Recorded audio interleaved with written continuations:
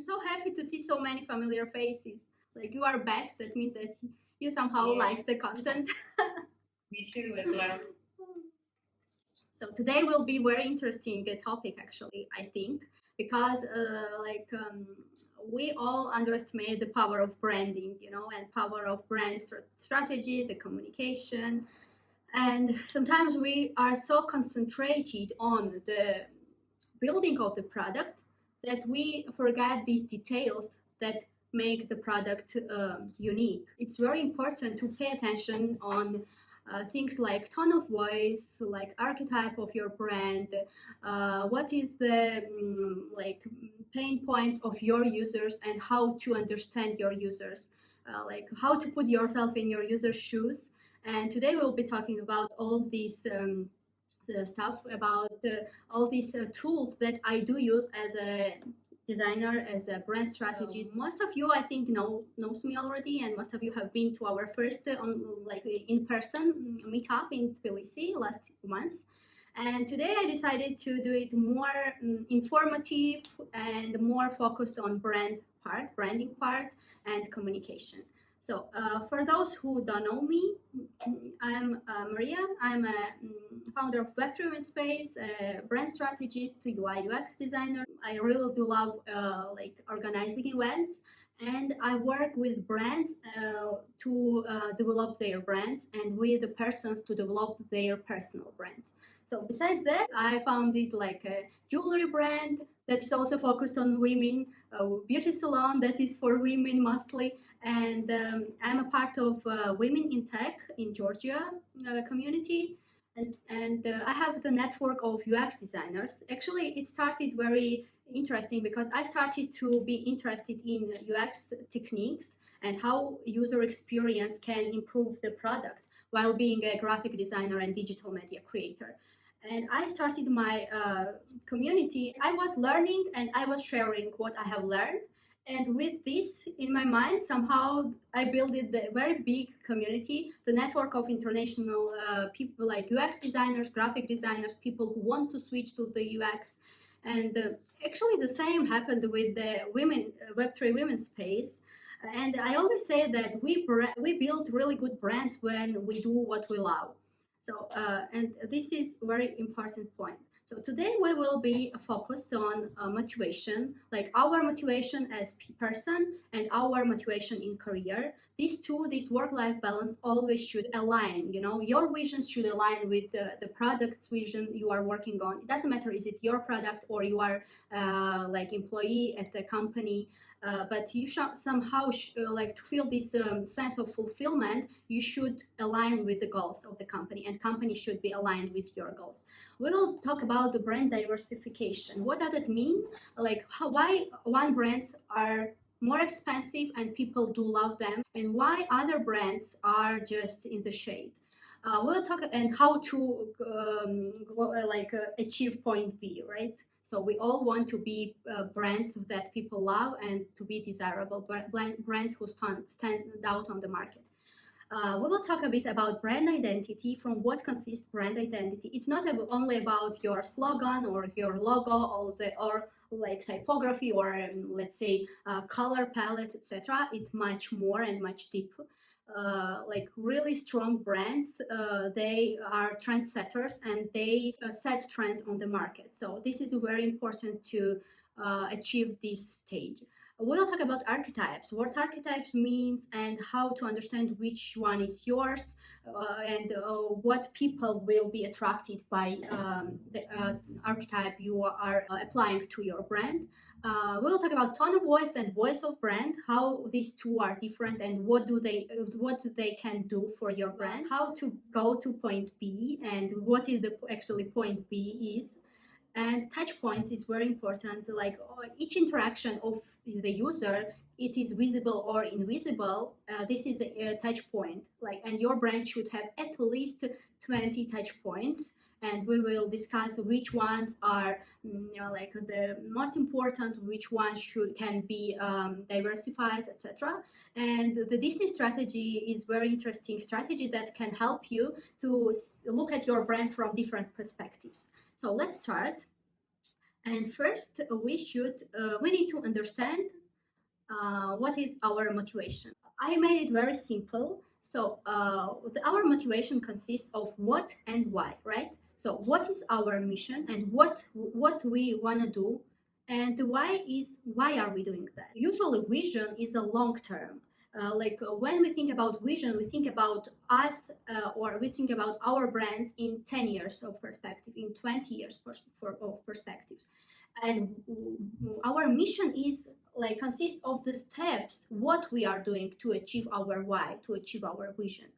And we all know that there is a rule of chunks. When people remember things where they chunk them, like we can remember a very long number, let's say phone number. Why usually phone numbers are consisted of like three parts, right? Because it's easier to remember with the chunks. So we should do the same with our goals and our vision and divide into a couple of chunks. And we should understand what is our next big goal. We should think in this case in short term. For example, in my case, my next big goal is to build a product, build a mentorship program that will help people to go from point A to point B while they are building the digital products, right? So to simplify their journey. That's my next big goal. You should ask yourself, like I'm sure you work on different kind of projects, and you should like make this to divide your big goal to small goals and understand how to go step by step. And the last is brand values. As I told you, if you understand that your vision and your mission aligns with the brand values of your brand, of the brand you are working on, that means that you are on the right path and you will have this motivation to do, and you finally will definitely achieve the point B. Point B in our case is like a success and sense of fulfillment. And now let's talk about diversification. And it's very simple but very nice example of how brand can stand out on the market, how it can be remarkable, and why one brands are just products and one brands is experience. So let's on an example of a coffee, like very simple, very quick. Beans of the coffee are the product, right? It doesn't have any kind of value except of the product. After it, of course, you can buy it, you can just grind it, and you can have a coffee, and it's okay. Like we all love coffee, and it's nice to have it. Next comes goods that are produced from the products. For example, Nescafe, Jacobs is also a coffee, as it's an instant coffee that we go and buy in the shop. Maybe it energized us as a coffee, but we are not that happy having it at home, let's say. So next comes the service. So what happens next? And we feel more satisfied, let's say in this case. We go to the Wendy's or we go to the Dunkin' Donuts, and we have there a cup of coffee. This coffee might be very good. The service is fine, so people are serving us. The cashiers are very friendly. The coffee is good. We can sit in the cafe and have our cup of coffee with our friends. So our sense of satisfaction is a bit higher. But what happens usually when we go to Starbucks? We are from Georgia, let's say, and in Georgia there is no Starbucks. And this case actually applies to Georgia, I think, very good, because everyone who travels to Europe from Georgia, the first thing they do, even at the airport probably, they go to have a Starbucks coffee. And the Starbucks built its brand at a so high level that it's not just a product, it's not just a service, it's an experience and emotions we have. Sometimes we don't go to Starbucks to have a coffee, but we go there to smell this aroma of the aroma marketing they have, to sit at a nice interior and to have these emotions, to work. And you see the environment that people have created, and this is exactly how you can add value to your product. And let's on the Starbucks example, once again, I want to read some quotes of Howard Schultz. It's the founder of Starbucks, and he says, "Let's create a store that's not only a store for coffee, but also produced with a sense of community between home and work." And that's completely true.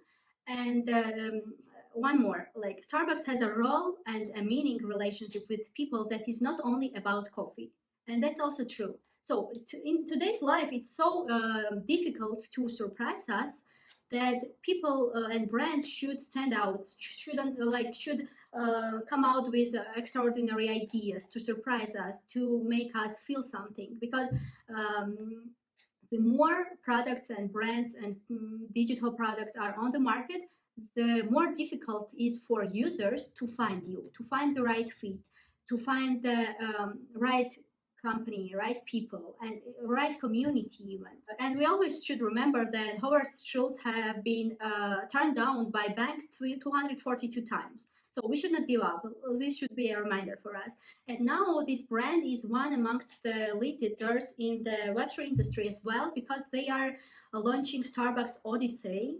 This will be a digital third place in the metaverse and complete with NFTs, and it will be launched in September. So you can be in the wait list right now. I joined them, and I really want to see what, because they always did their loyalty programs. So they always were very interactive with their users, but now they say that this program will not just connect members to Starbucks and consumers to Starbucks, but to each other. It means that the sense of community plays a huge role in nowadays branding and brand strategies.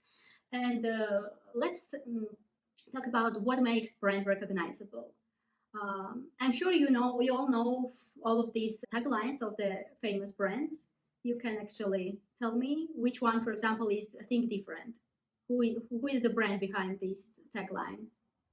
Or Just Do It. I'm sure we all know the Just Do It brand. Someone? Nike. Sure. So yeah, it's Nike.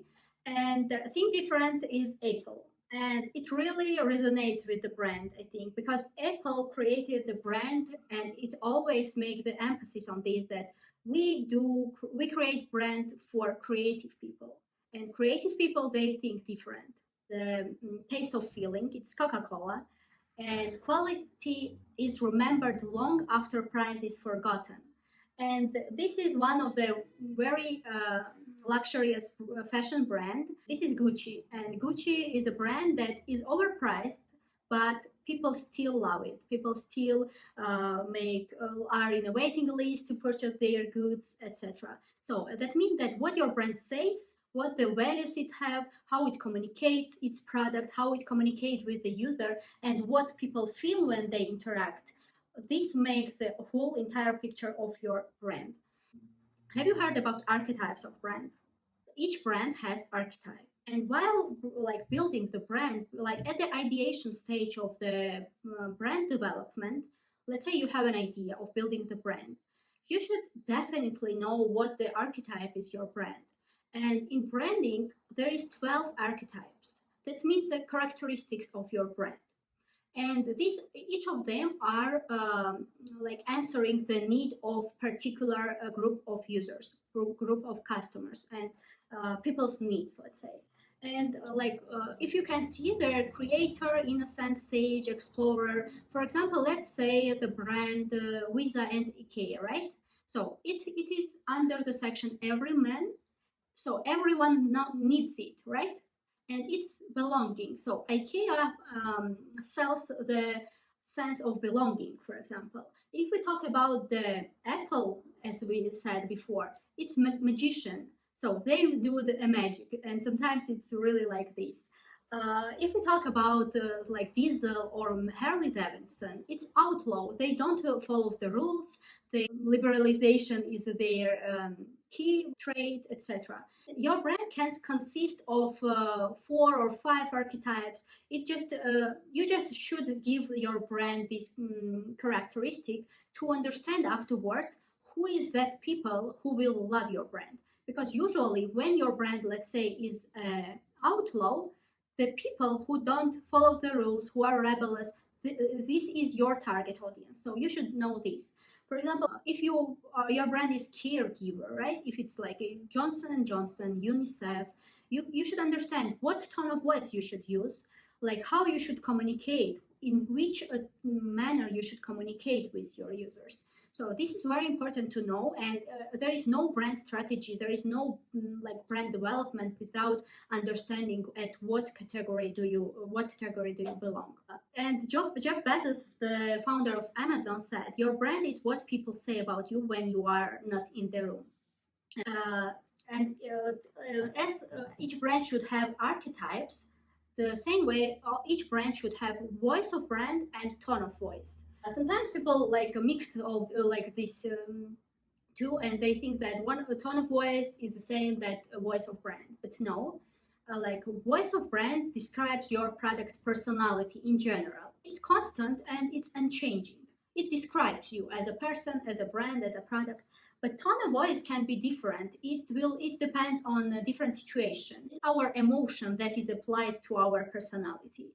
And we don't need this tone of voice and the voice of brand to understand on which platforms how to interact with our users. Like how should we write a post on Instagram, and how should our LinkedIn post be different from our Instagram? So that's very important to understand from the beginning. And there is four main tone of voice. It's like funny, serious, formal, casual, respectful, irreverent, and enthusiastic, and matter on facts. So you can be like a very funny, informal, and you should understand what is your brand, who is it. Like imagine who is your brand when it enters the room.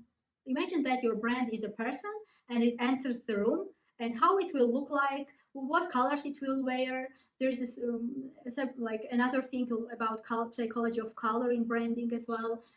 What the voice it will have, how it will communicate, how all this it etc. So it's very interesting like path to understand what is your brand and what is your brand not. Like we should remember about this as well.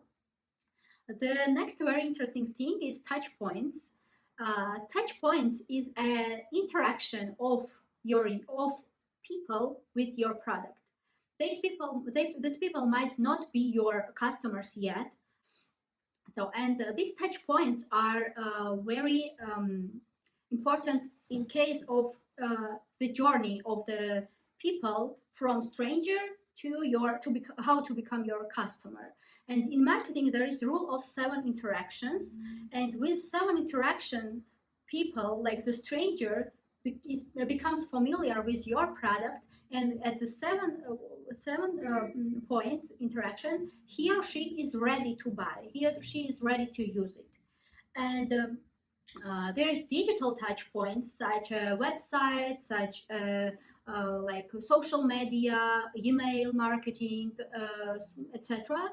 And there is physical touch points. Physical touch points are like physical brands to have such touch points. It's like a business card. It's a banner of your company. It's like even a branded cup of your company, etc. People are getting used to your brand and they are willing to be a part of it. And if you add more value, considering the previous tools we talked about, if you add the value to your product, this stranger becomes from the user, it becomes the brand ambassador and the loyal client of your company. Here we can see the customer experience and brand touch points. And if you see below, these blue touch points are pre-purchase touch points, where you can like market your products and people can see them and get familiar with. After orange ones are on the stage of the purchase. It's like your website, the events you are organizing, your packaging, catalog, people who communicate with the clients, etc. And post-purchasing touch points. That means a newsletter, loyalty program, billing, social media for people who already have purchased your brand and they do interact with it, with your product, with your service, and you still keep this brand promise, that you promised them. So they and they are reassured that yes, I did the right choice to pick this company over that one. This is a customer journey map. Like all of these dots, black dots, they are touch points, and there's usually three stages of customer journey. How it starts? Like people, it starts with awareness. People don't know about you, and suddenly they bumped into your ad somewhere or your social media account, and they are getting too familiar with you. After, it is consideration. So they are looking at your product, your brand, and they understand, is it okay for me? Do I like it? Do I see some value for me in this brand or not? And the decision.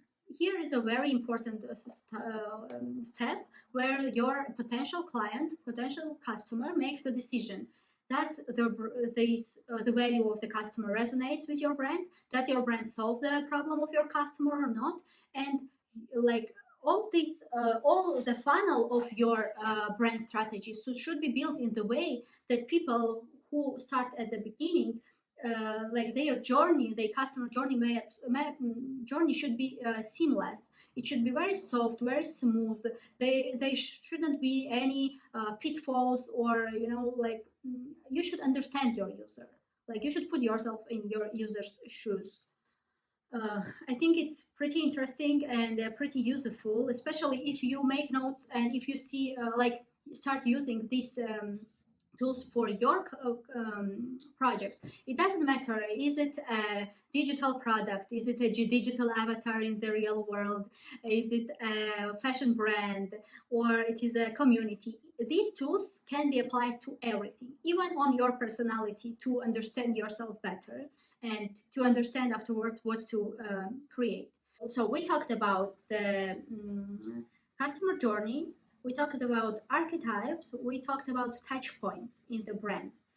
All these tools are for you to understand how to interact with your client, with your customers, and how to position your brand on the market, how to stand out from your competitors. Of course, you should know your competitor. You should make a list of your competitors. You should make a persona for your potential clients.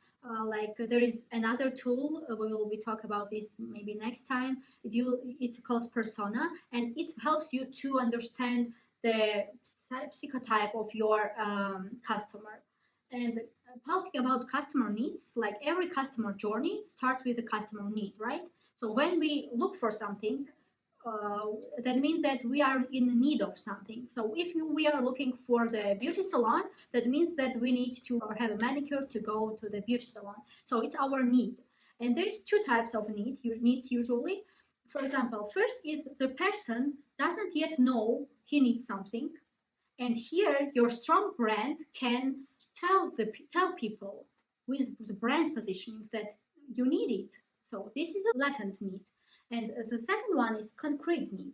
For example, the person knows that they have a certain need. It's very important for these people to achieve it. And here is your brand that offers this solution to the problem. And talking about needs, we now should understand who are our customers. And sometimes when we think that our customers need particular this, and this, it cannot be true all the time.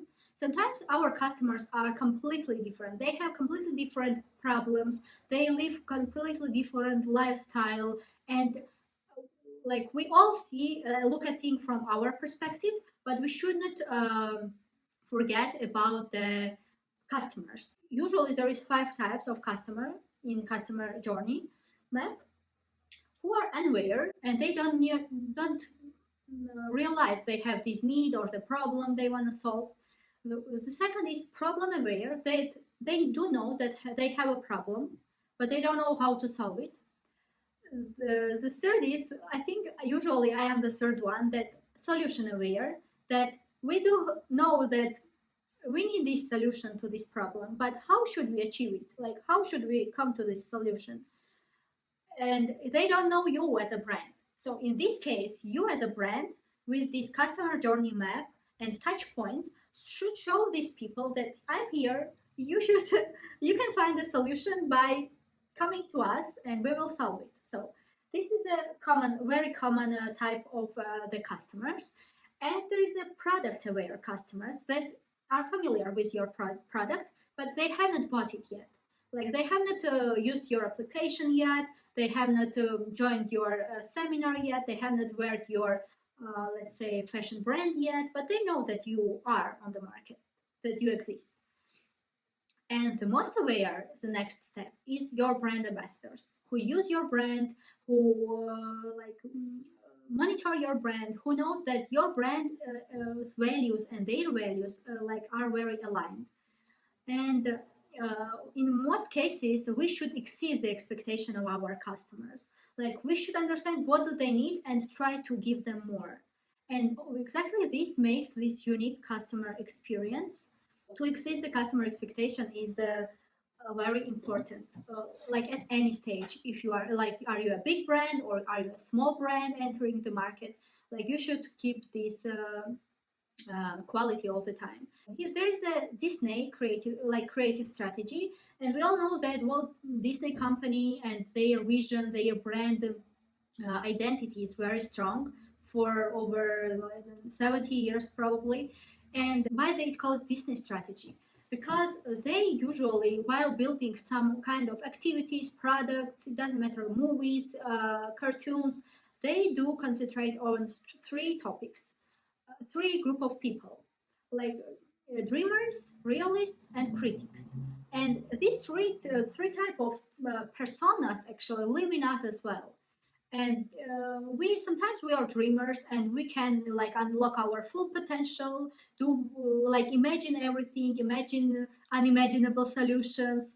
Sometimes we are realists and we understand that we should take the consistent and real steps to take the action to have and to achieve the goal.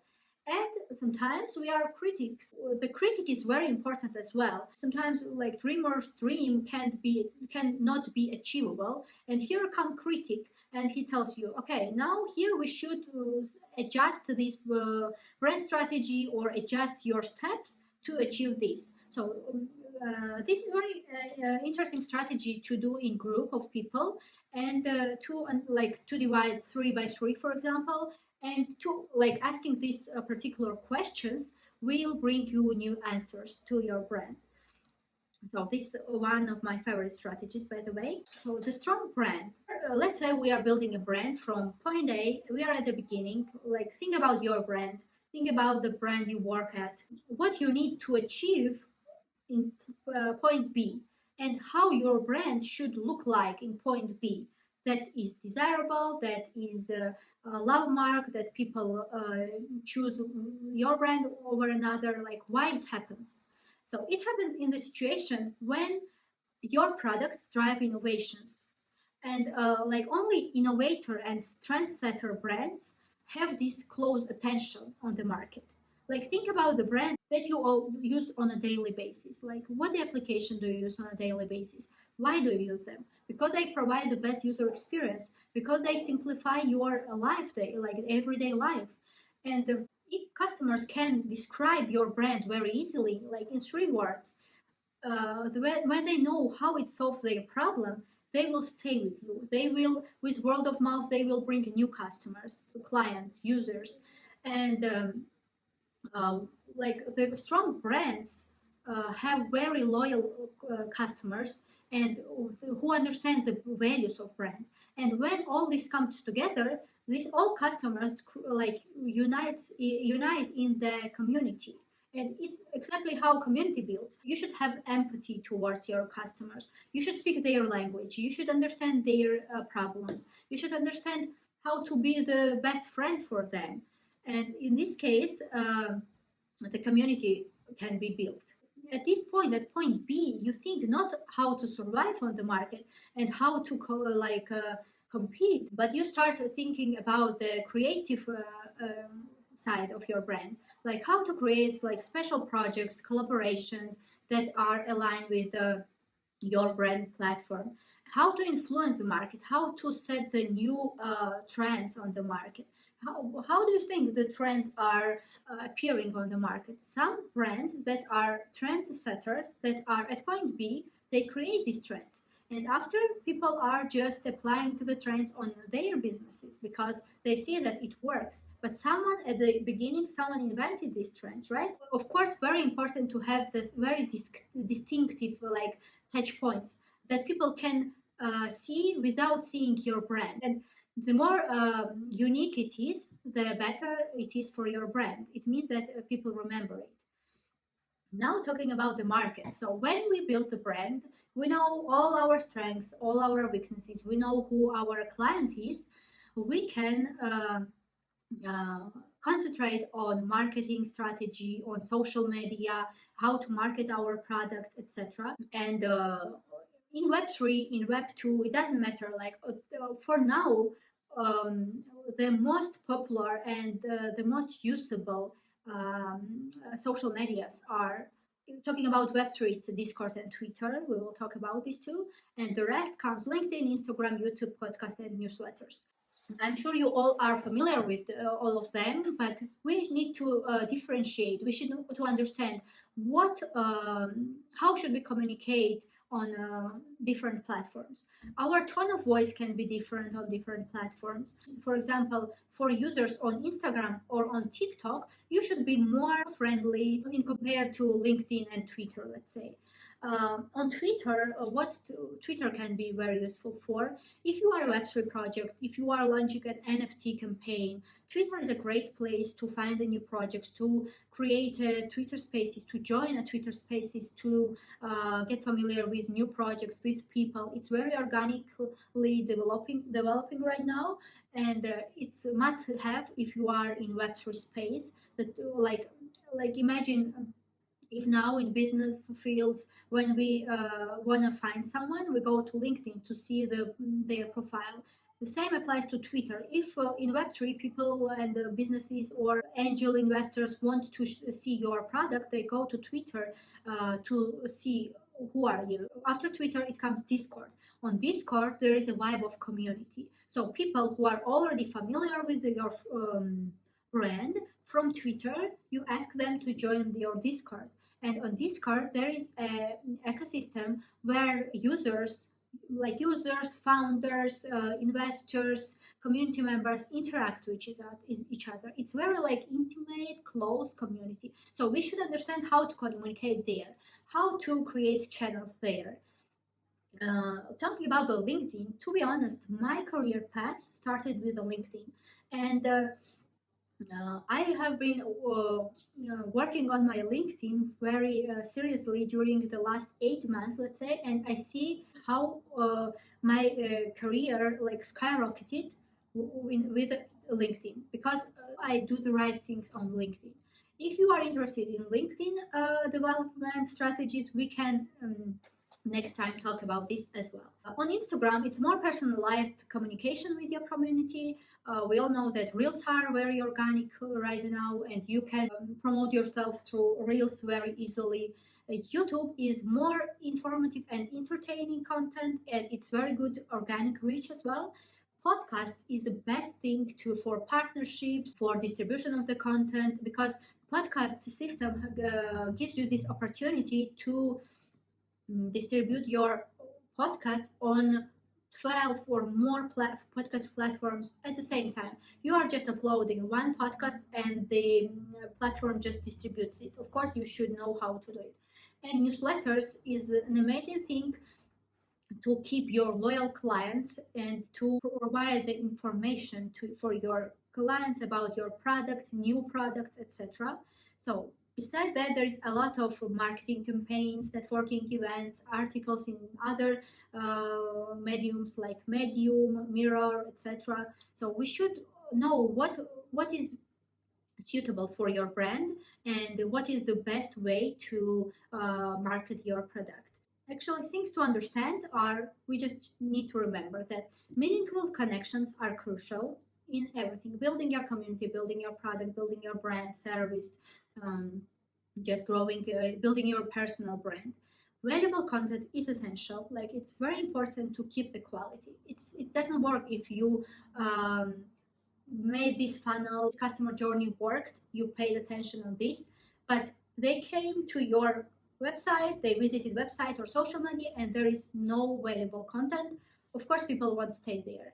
Our time is very precious, so we should understand we should deliver the better product, the best products, and save the time of our customers. And don't be afraid that you are growing slowly. Like slow growth and steady growth is also very important. Of course, education and entertainment together works very well.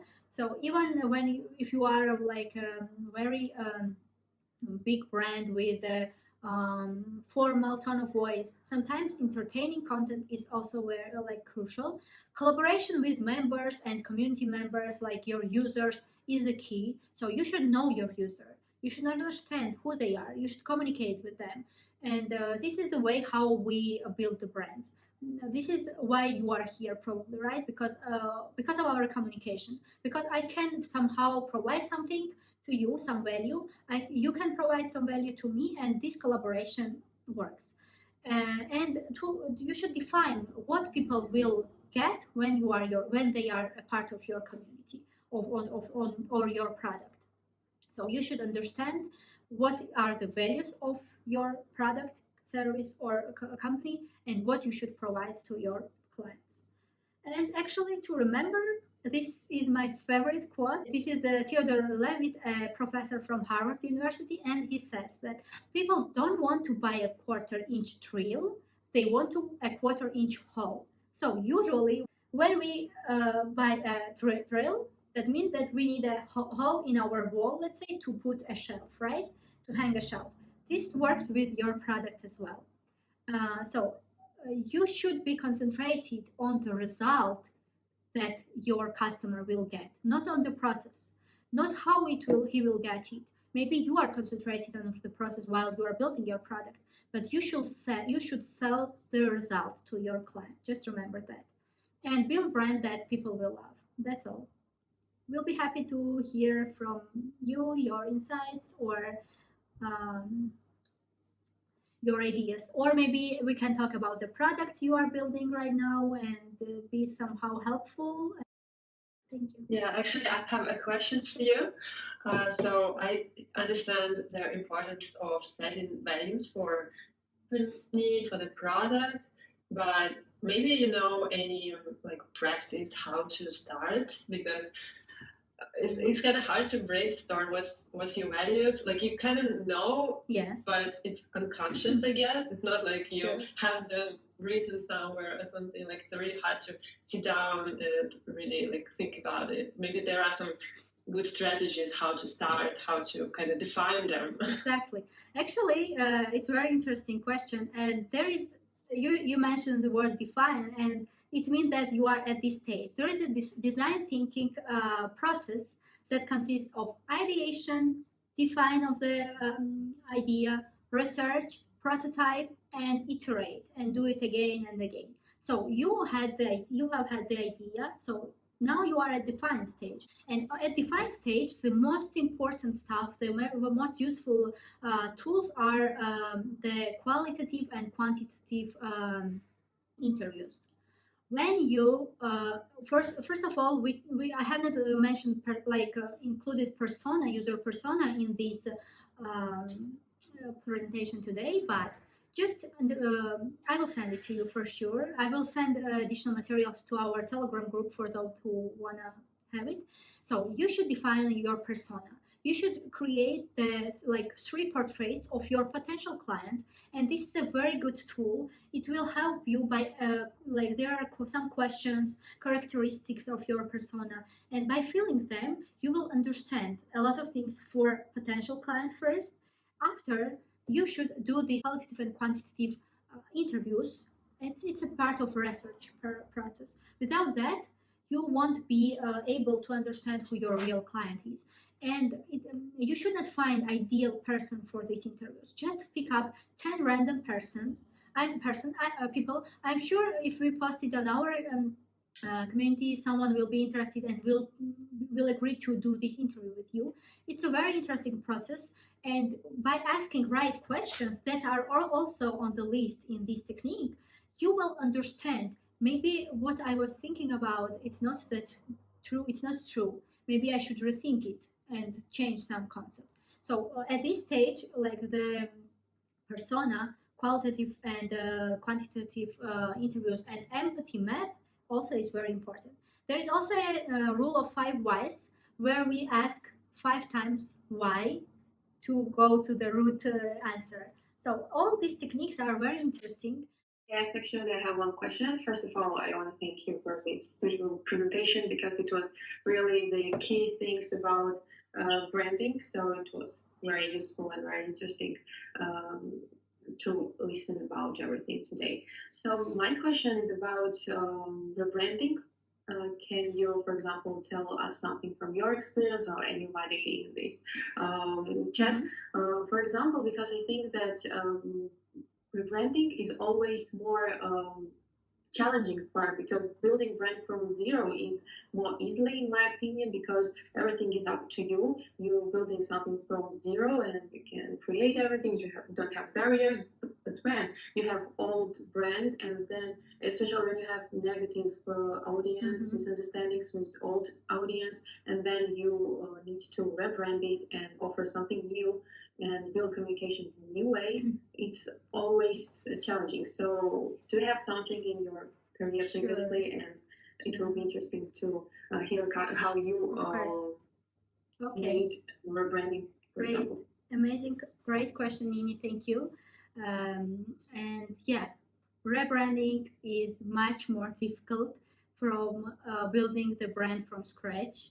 And yeah, so I will tell you, you mentioned that especially when you are not satisfied or people don't like your branding, like this affects, of course, the reputation of the brand. This affects all the processes like sales, everything, all the operational processes as well.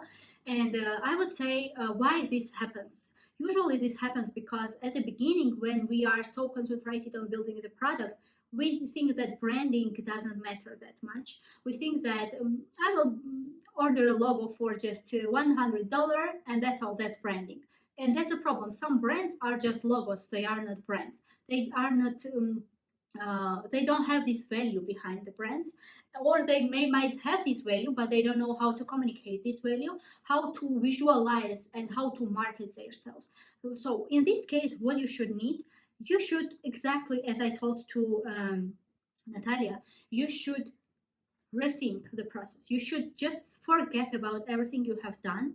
You should from the scratch start building the process, the design thinking process. You should have like idea what I wanna, what is my brand about, what my brands delivers to my clients.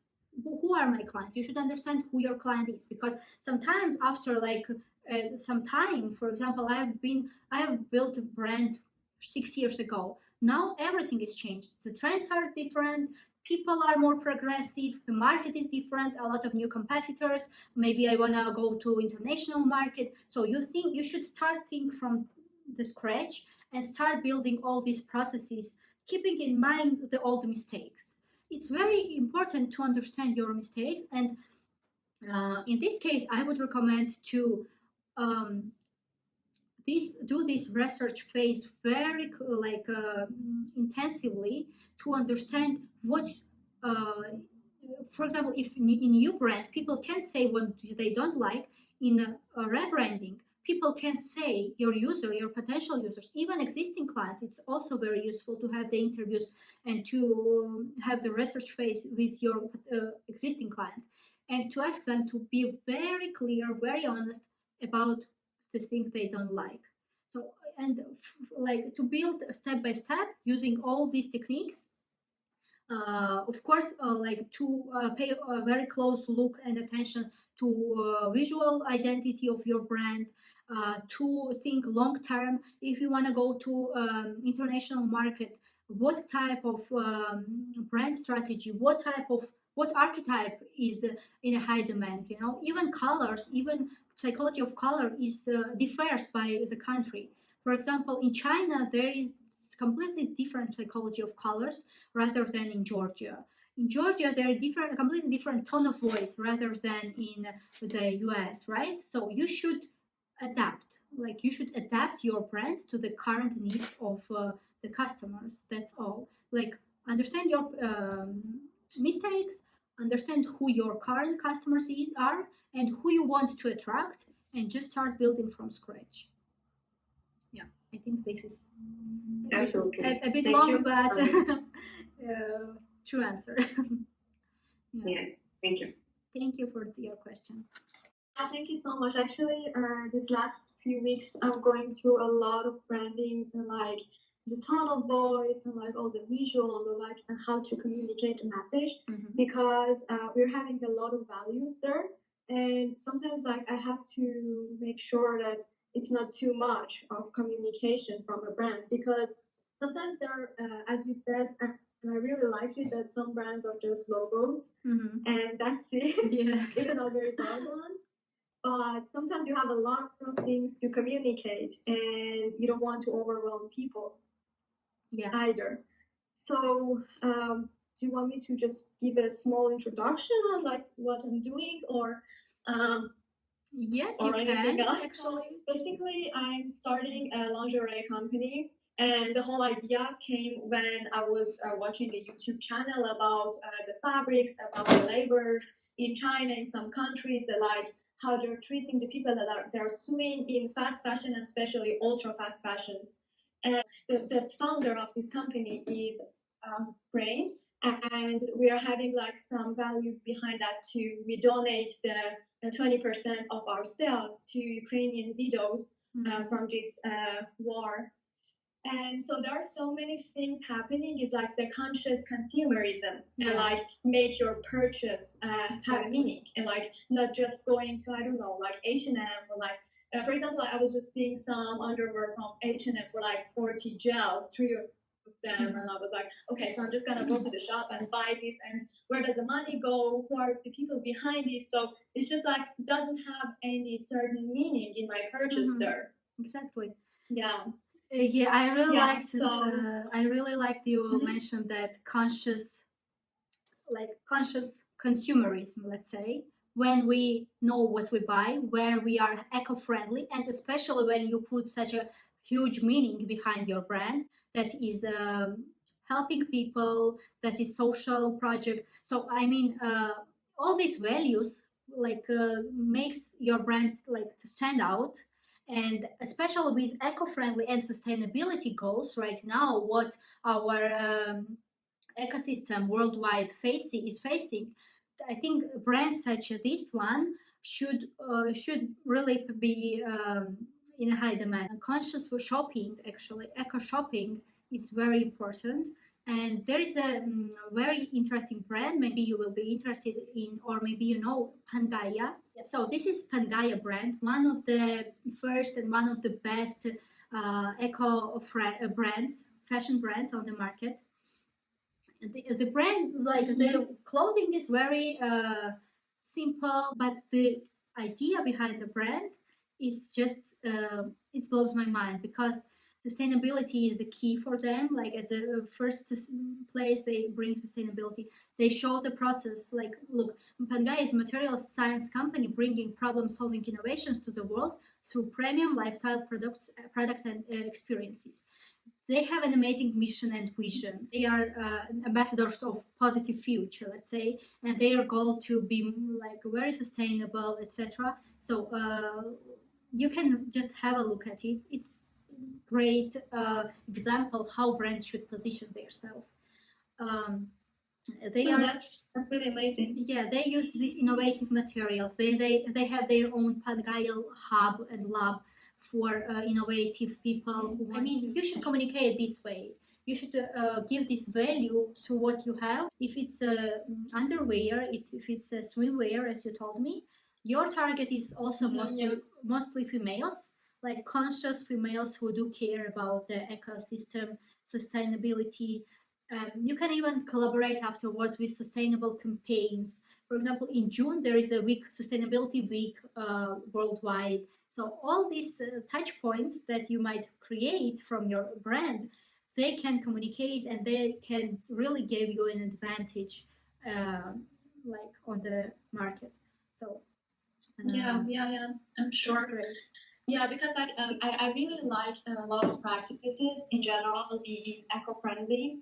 but like I also like can question a lot of things. For example, like I think I mentioned the other time about viscose, that it's a Yes. very eco-friendly alternative to so many, for example, polyester or nylon, Yes. or like a lot of like plastic-based fats. But unfortunately, during making this viscose that is super eco-friendly, they have to use CS2 as a like carbon sulfurs, which is really, really acidic, and it's really causing a lot of harm for the producers. Yeah. And like so there are a lot of great things happening. Still not super perfected, but I really hope that in future, like, it goes a little bit better, and like this comes not only to the people that they are consuming it, but also how they are making these super eco-friendly materials for the people that are working there. You know? Yeah, Tara, you are doing a great job, so keep going. Zara has a hand. Thank you so much. Thank you. Zara, do you want to say something? Thank you for the wonderful presentation. It's really insightful. Thank Namaste. you. I really like Actually, I want you to please kindly talk on marketing, product, maybe Yeah. on social media, these strategies, and how we can go about it. Do you want to bring an example of the product, or should I talk in general? What do you prefer? Clothing line. Clothing line. Yeah.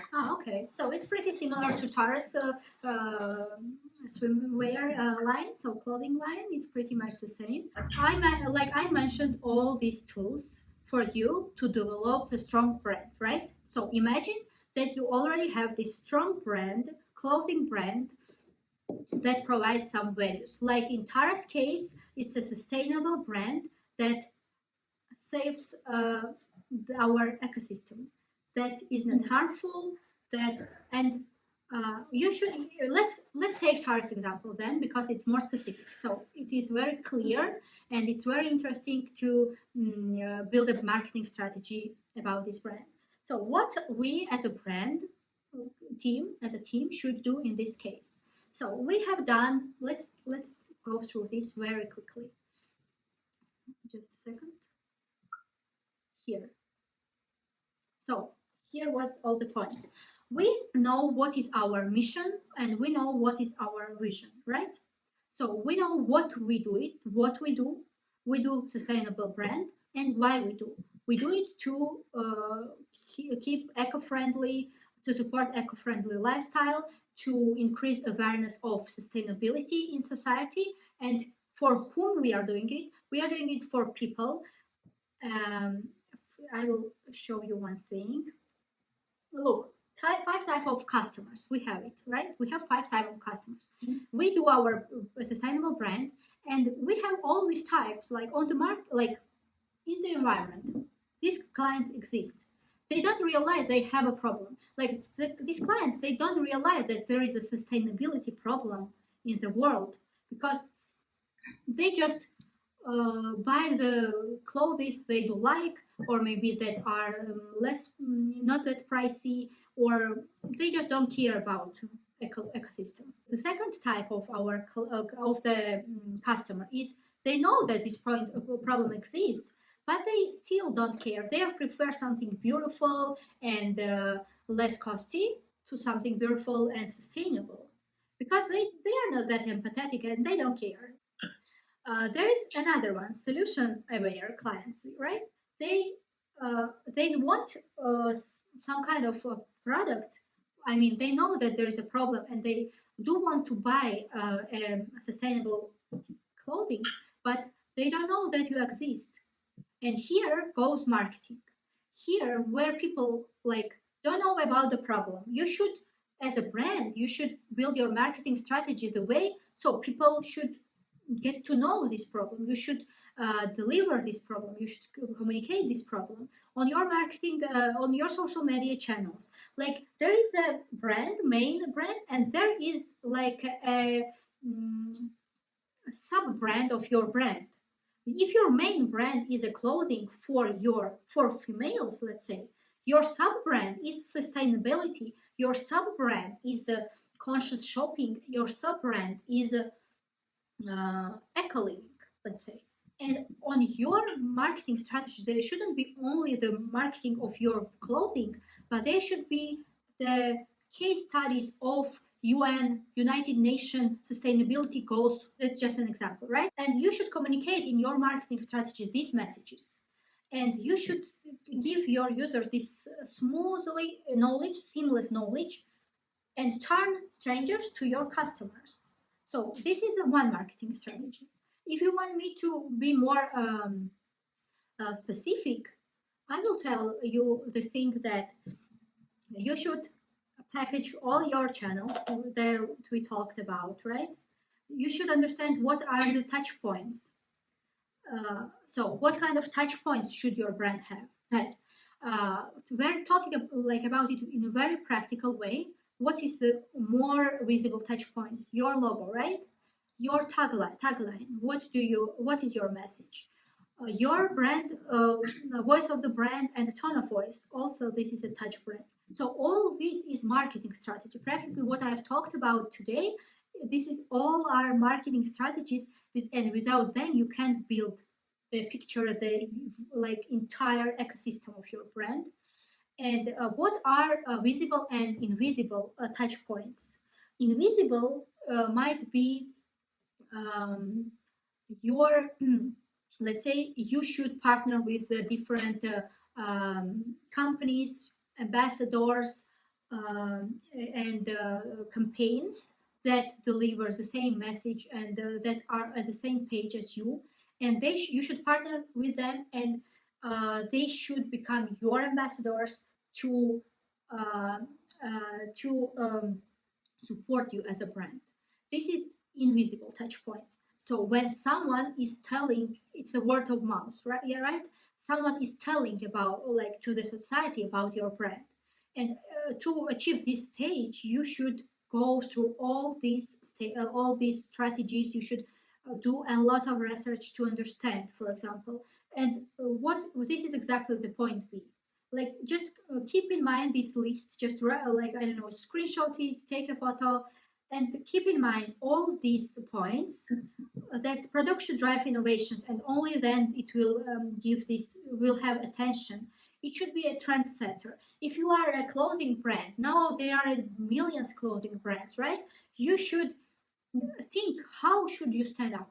Looking from different perspectives gives you this sparkle and unlocks your creativity. Why creative people are creative? Because they think different. Do we try to think different sometime? We all have our perception, but we never think from different perspective.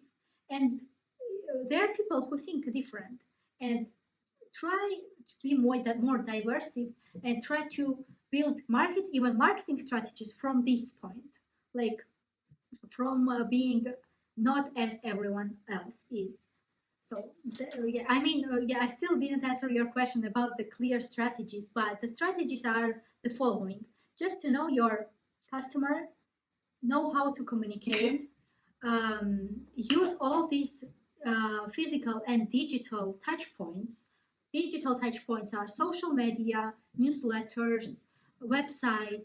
Try your brand voice of your brand should be the same on all the platforms. When I visit your Instagram and when I visit your LinkedIn, I should have this sense of the brand ecosystem.